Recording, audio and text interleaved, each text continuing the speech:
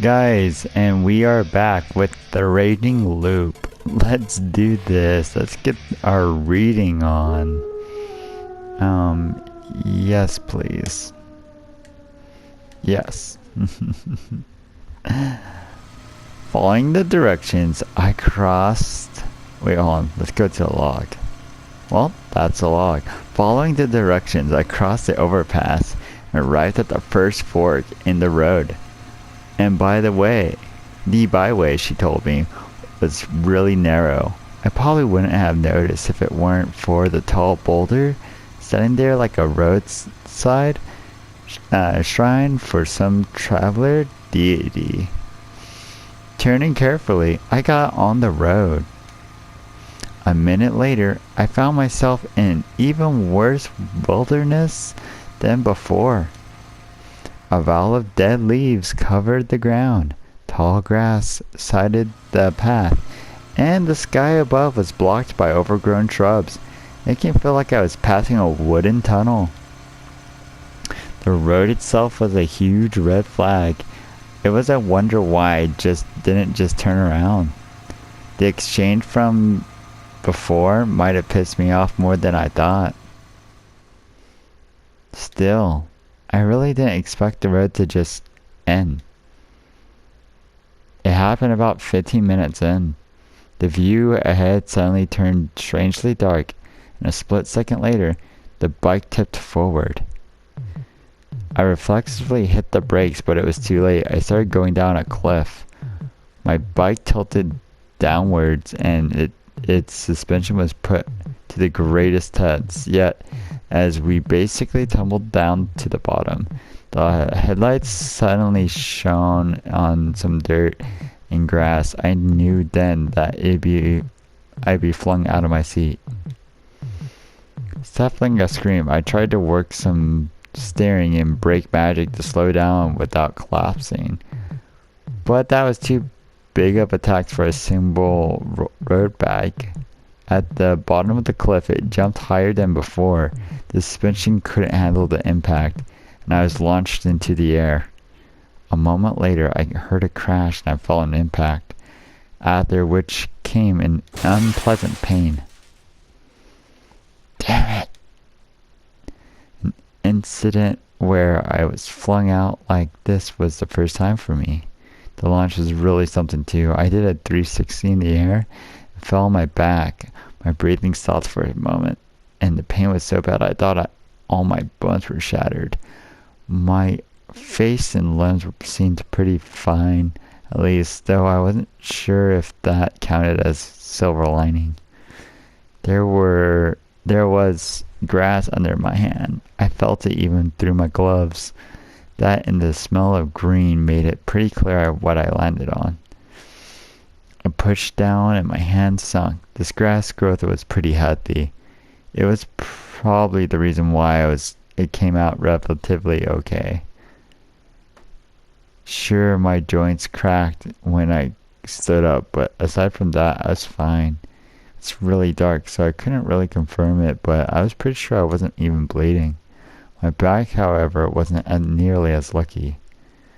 Oh boy. It was laying on side a short distance ahead. The engine was still on. The back wheel kept on spinning, making an unpleasant noise. Yep, it was busted. I walked out, killed the engine, took the key. With the headlights off, I was surrounded by absolute darkness, so I just stood and waited until my eyes adjusted. I still couldn't see very clearly, but it looked like this actually wasn't a cliff. I was still on a road. It just wasn't paved beyond this point. Obviously, a road bike stood no chance against an unpaved road. That woman clearly tried to kill me. Zigzagging through the trees, I followed the narrow footpath deeper into the forest. I tried getting my bike up, running again, but instantly gave up. It was particularly stuck in my mud, so there was the risk of it slipping and getting me another accident. Maybe I had to turn around. The moment I considered that, I thought I saw a faint light ahead. That moment wasn't lying. The road led to a settlement. Was I close? I reached into my jacket's pocket, took out my phone, and opened it. As expected, I was out of range. I ran the light app and shone a light to see better. Though weak, it was better than nothing. At the very least, it helped me watch where I was going. I had no idea how long I'd been walking for, but sure enough, I could see a light beyond the shrubs. It's weaker than I expected. A flashlight, perhaps? I could hear water, too. I must have been near a river. Hello? I raised my voice. Hello? Anyone there? Still declaring my presence, I walked forward. It was late at night where I bumped into someone here. The scare would probably take away a few years of our lives. That was why I figured it was best for us both to let the other know we were here before that happened. However, there was no response. Could they not have heard me over the rapids? Hello? I shone my light ahead and realized I had made it to an opening. Sure enough, there was a river, or a stream rather. I could see slightly more than I had while surrounded by trees. Straining my eyes, I saw a rocky river, beach, and swallows.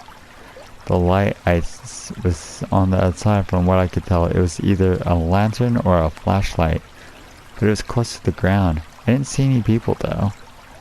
No one responded in my shouting either.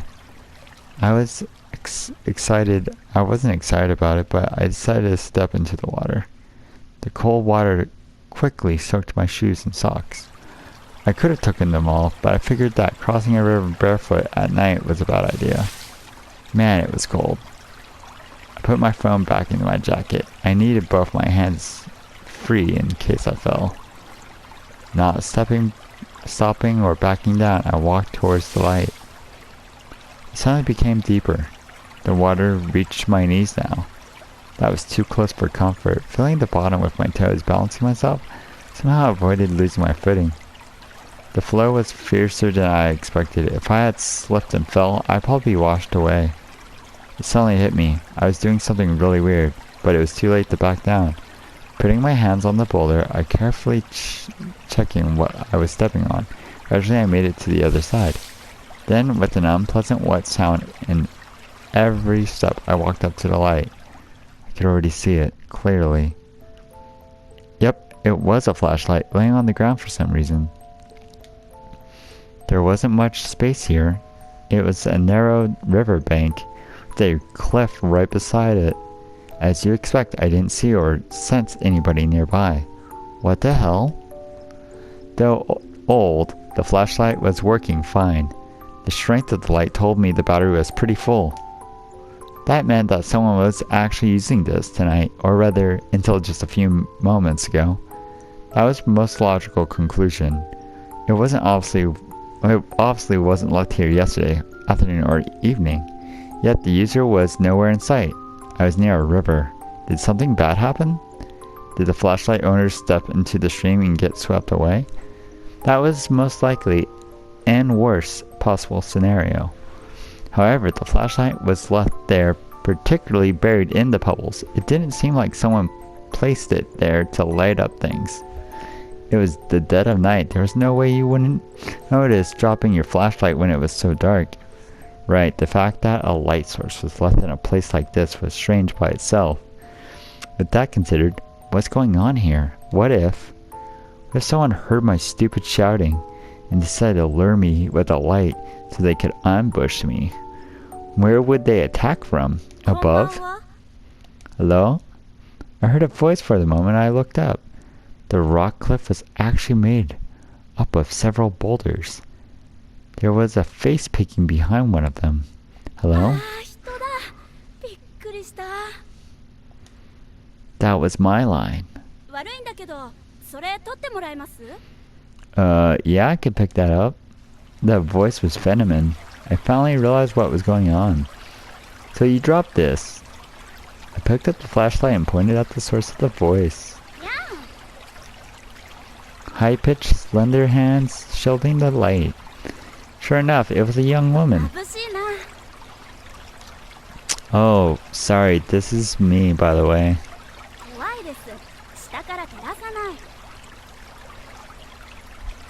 I'm actually a bit lost.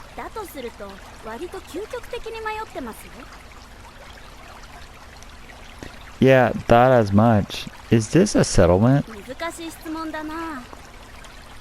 Can you help me out, at least? I just need a place to hide from the rain and wild animals, that's all. Standing on a boulder, the young woman made a face. That was the conclusion she arrived at. Her face told me she was 100% serious. Place? My place? By that, she surely meant a house, a settlement. Can I? I know I asked for help and all that, but I'm actually desperate enough to not hold myself back. Yes, I mean, no. As a living being, I spent the last few hours aimlessly driving around, only to fall off my bike. I'm dead tired and at my wit's end here.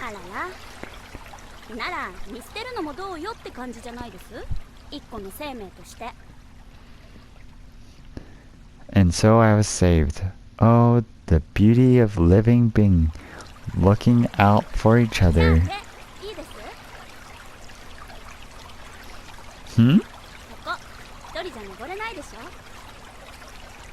True, honestly, I didn't even realize I'd have to.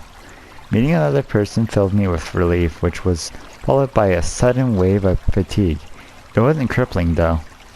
She extended her left hand, so I grabbed it with my own left. Her slender fingers were stronger than I expected. The girl's name was Chiam Sarzara, something like that. I asked if she was related to the Shinsigumi guy, but she said that her family just adopted the name at some point. She was like 21 who went to college far away from here. This was her hometown, and she was spending her post-exams vacation here. We chatted about stuff like that once. She led me out of the rocky ravine. There was actually a proper path, so the rock climbing was pretty pointless. I was too focused on my footing to comment. She told me about herself as soon as we reached the solid ground. I'm Haruki Fusashi, a graduate student in a Tokyo college. I'm 24, so 3 years. I'd say we're in the same age range.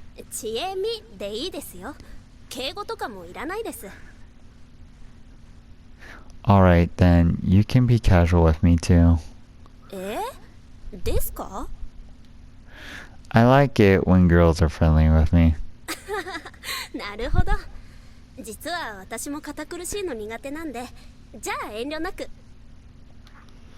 Wouldn't have it any other way. That aside, are we there yet?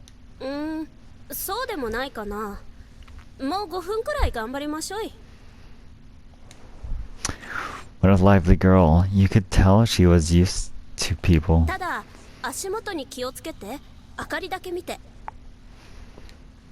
Any reason? The moment she said that, I stumbled on a rock too big to be called a pebble.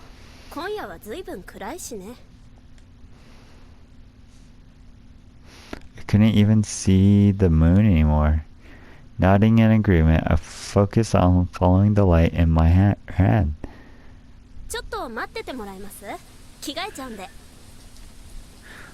And so I did just that. Given this was a mountain settlement, I'd expect some old wooden house, but she actually lived in an apartment back.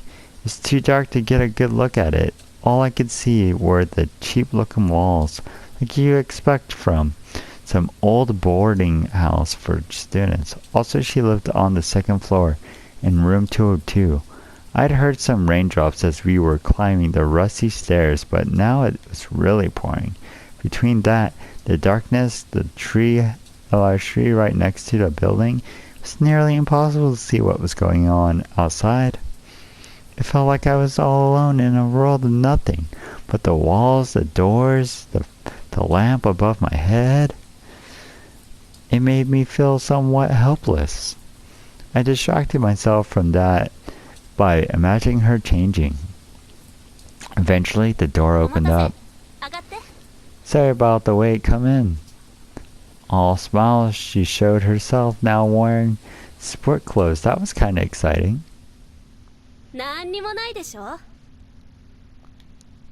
Yep. Magnificent. Hell yeah. Yeah, her place was empty. It's really empty. It's just a small room with a low table in the middle and a fridge near the door, a large duffel bag deeper in. There were two old bookshelves too, but they were completely empty. And she had that special lemon drink and something known as toga beer, which had like a guy with a gas mask for some reason. Or maybe that's like sake and it's pouring down, but it looks like a gas mask guy. It wasn't bothered one bit though. Any girl's room was a wonderland to me.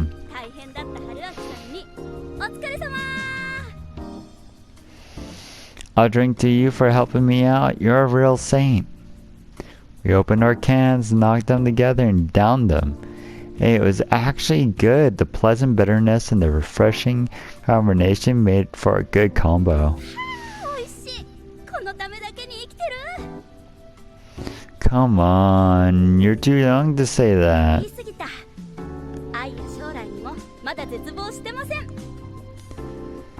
You hear that? That's the sound of job hunting. It's a coming here fast.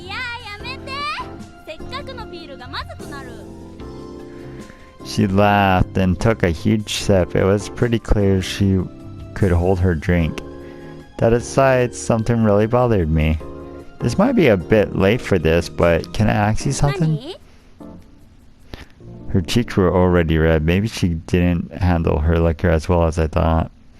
She had a well-featured face. I didn't think it was wrong to consider her beautiful. Sure, her clothes were the least bit sexy, but I could tell she had some makeup on. To you, I'm just a stranger who says he's lost, right? And you yourself, a young woman who invited that stranger into our enclosed space, started getting drunk. Don't you think this is dangerous? She kept gulping the drink even as she formulated a strange response. The very fact that I could just watch her do that made this a pretty risky situation, yet. But. Yay!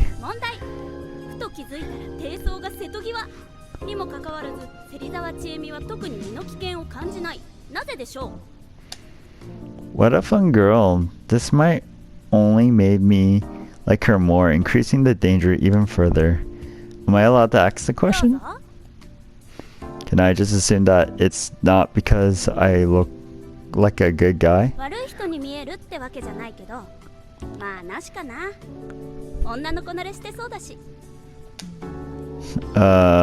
Okay, well that unintentional compliment showed that she actually did see me as a potential danger. There are two types of answers to this. Either you expect nothing bad to happen, but wouldn't be bothered if it did, or you actually want something to happen. I can think of several situations for the former. For example, you're actually on the edge and don't care what happens. Or maybe you're just confident you can defend yourself. Maybe you know martial arts and you can easily kick my ass.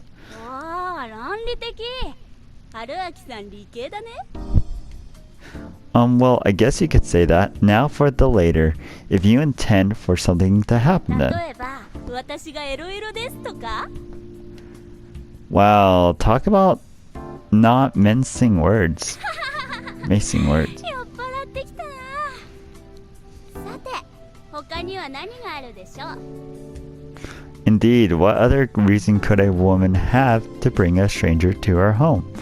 It would surely be something non-standard like, you want to use me somehow. For example, setting me up as an alibi, I could be useful to you by attesting that you are here. おー、ちゃっかり利用するわけだ。 Or maybe you're a serial killer who brought me here just to get drunk and kill me. はあ、ヤマンバ。いいね。ブッシュブッシュ殺しちゃう。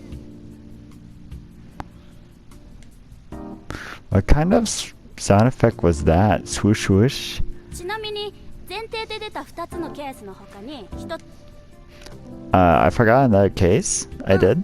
私がとってもいい人で春明さんを助けてあげたい一心だっていうケース Is it time for me to be ashamed of my filthy mind? But wait, is there really important enough to risk being assaulted? ああ襲うって言っちゃったよこの人 I'm just talking in general, you know, the cliche scenario.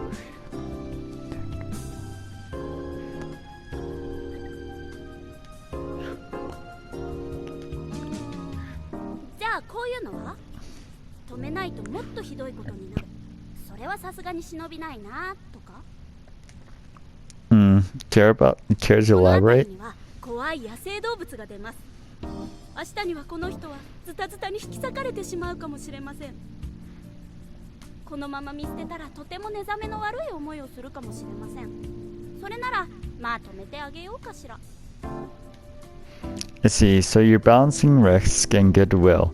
Didn't expect that. 想定外かこの人だいぶ悪い人なんじゃないかって気がしてきたな Huh? I do? だって善意を選択肢に入れる前に殺人鬼とかアリバイとかエロエロとかさ You're the one who brought up the perv thing. そうだったっけで答えは Huh? We're not just messing 正 around? 解者には素敵なプレゼント不正解者はブッシュブッシュ殺します Seriously? Well, I can't pick this one.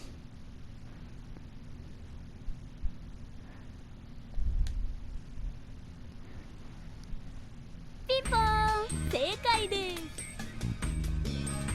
Oh, cool. まあ実際この辺危ないしね鹿にイノシシに野犬にクマ I actually saw a deer and boar myself, but bears?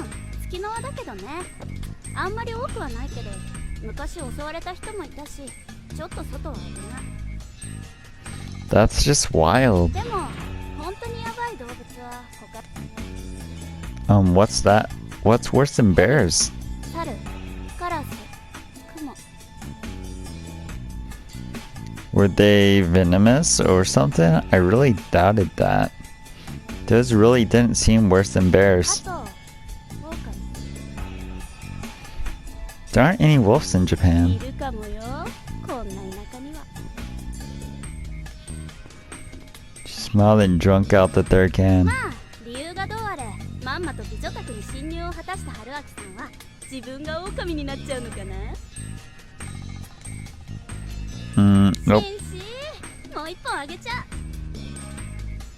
I wasn't too sure, but I felt like she dodged the subject. Perhaps I wasn't being cautious enough. Then again, I probably was just wandering aimlessly for a long time by now. I had enough recklessness in me to enjoy sharing a drink with a cute, if shady girl.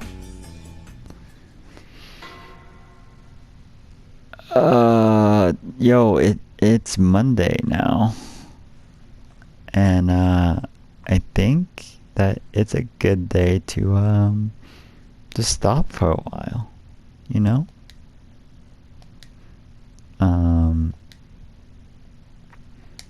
If you do enjoy this, like like the video, watch the video again, subscribe if you haven't subscribed. Anyways, spooky months. I hope y'all have a wonderful time. Thanks again. Bye.